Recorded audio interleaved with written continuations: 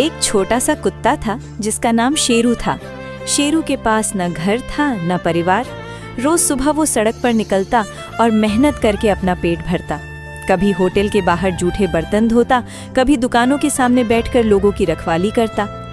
धूप हो या बारिश, शेरू कभी काम से पीछे नहीं हटता। कई लोग उसे दुत्कारते, पत्थर मारते, लेकिन फिर भी वो मुस्कुराकर अपना काम करता रहता। एक दिन होटल मालिक ने उसकी मेहनत देखी और उसे रोज खाना देने लगा। पहली बार शेरू की आंखों में आंसू थे, खुशी के आंसू। शेरू ने सिखाया कि मेहनत और ईमानदारी किसी पहचान की मोहताज नहीं होती।